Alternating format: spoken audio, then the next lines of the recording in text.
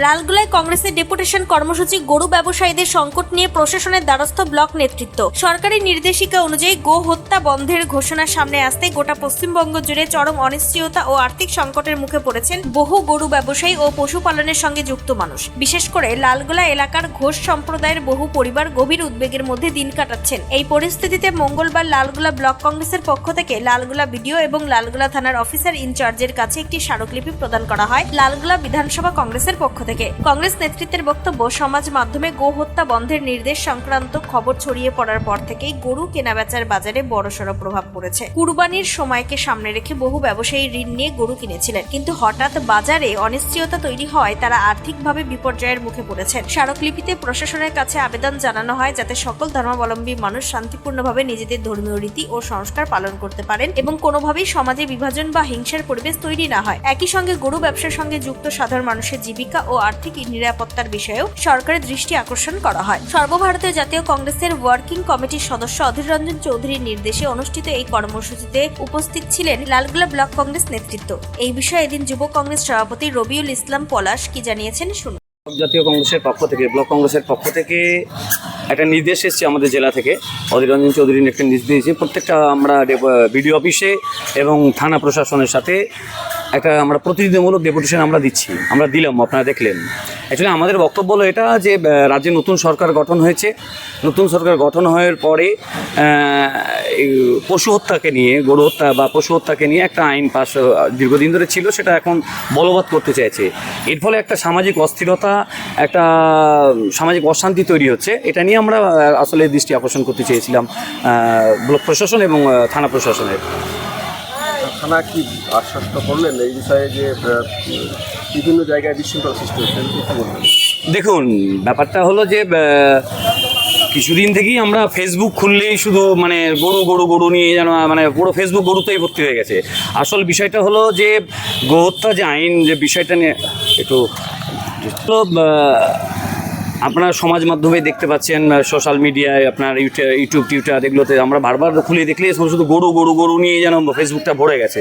একটা সামাজিক অস্থিরতা তৈরি হয়েছে, মানুষ ভীত সন্ত্রস্ত হয়ে আছে।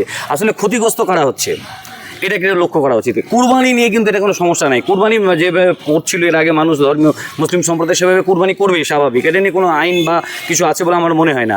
কিন্তু যারা কসাইখানায় গরু কাটে বা গোহত্যা করে তাদেরকে নিয়ে আপাতত একটা আইন বলবৎ করার চেষ্টা চলছে।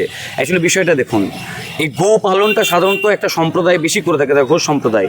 তারা আজকে ভীষণ ক্ষতির মুখে পড়েছে। তাদের গরু বেচা কেনা হচ্ছে না, কেউ লোন নিয়ে গরু কিনেছে, কেউ এটাকে বিজনেস হিসেবে দেখে। স্বাভাবিকভাবে সবচেয়ে বেশি ক্ষতিগ্রস্ত কিন্তু ঘোষ সম্প্রদায়, যারা গো পালন করেন, গোপালক যারা রয়েছেন তাদের।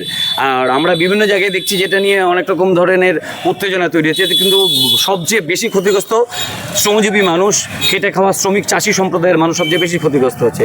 এবং এটা নিয়ে সরকারের ভাবনা হওয়া উচিত। এতে আপনার আমরা যা দেখেছি তাতে আপনার এক শ্রেণীর সম্প্রদায় বলছে আমরা গরুটা করবো না, খাবো না, আমরা গরু বিক্রি করবো, নেবো না আমরা গরু, এই বলে নিয়ে দুটো জাতির মধ্যে, দুটো সম্প্রদায়ের মধ্যে যেন একটা ক্লাসিফিকেশন, একটা ভাগাভাগি জায়গা তৈরি হচ্ছে। এটা খুব দুঃখজনক ঘটনা। আমাদের পশ্চিমবাংলার মাটি, এটা উত্তরপ্রদেশের মাটি নয়, এটা বাংলার মাটি, এটা নজরুল এবং রবীন্দ্রনাথের মাটি। স্বাভাবিকভাবে এই অস্থিরতা দীর্ঘদিন ধরে থাকবে বলে মনে হয় না। আমরা চাইছি গোটা সমাজ মাধ্যমে যে আপনারা বিভ্রান্তিকর কোনো অবস্থা ছড়াবেন না, আপনারা আইনের উপর ভরসা রাখুন, নিশ্চয়ই একটা ভালো কিছু সলিউশন বেরোবে বলে আমরা মনে করি। এদিন লালগোলা ব্লক কংগ্রেস সভাপতি যদুরাম ঘোষ কি বলেছেন শুনুন। আমরা লালগোলা ব্লক কংগ্রেসের পক্ষ থেকে আমাদের নেতা অধীর রঞ্জন চৌধুরীর নির্দেশে সারা মুর্শিদাবাদ জেলায়, এই যে আপনারা জানেন যে গত 13ই মে অ্যানিম্যাল স্ল্যাটার গাইডলাইন্স বলে যে একটা সংক্রান্ত নির্দেশিকা পশ্চিমবঙ্গ সরকারের পক্ষ থেকে জনমননে একটা বিভ্রান্তি, উদ্বেগ সৃষ্টি হয়েছে। এই নিয়ে আমরা আমাদের মাননীয় বিডিও সাহেব নলেজে বিষয়টা দিতে এলাম যে খুব তাড়াতাড়ি যে মুসলিম সম্প্রদায়ের যে ঈদ উৎসব, সেই ঈদ উৎসব আসছে কয়েকদিন পরেই। এই গাইডলাইনের ফলে মানুষের মধ্যে একটা বিভ্রান্তির সৃষ্টি হচ্ছে যে কিভাবে এই ঈদ পালিত হবে। পশু জবাই সংক্রান্ত যে আইন আজকে সরকার পাস করেছে, সেখানে কিভাবে মানুষ তাদের ধর্মীয় রীতিনীতি যা দীর্ঘদিন হয়ে চলে আসছে সেটা পালিত হবে।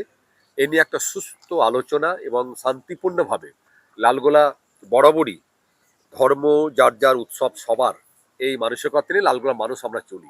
মুর্শিদাবাদের লালগোলা ঘুরে ক্যামেরায় এমডি আলমগীরের সাথে রতিন সিংহ রায়ের রিপোর্ট, টাইমস 14 বাংলা। আরো নিত্য নতুন ভিডিও পেতে এবং তথ্য জানতে আমাদের ফেসবুক পেজকে লাইক ও ফলো করে রাখুন। সেই সঙ্গে টাইমস 14 বাংলার ইউটিউব চ্যানেলকে সাবস্ক্রাইব করতে ভুলবেন না।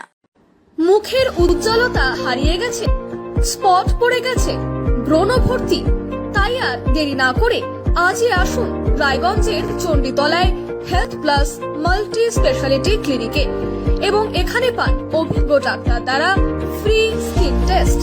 আরো বিস্তারিত জানতে যোগাযোগ করুন 9674895169 এই নম্বরে।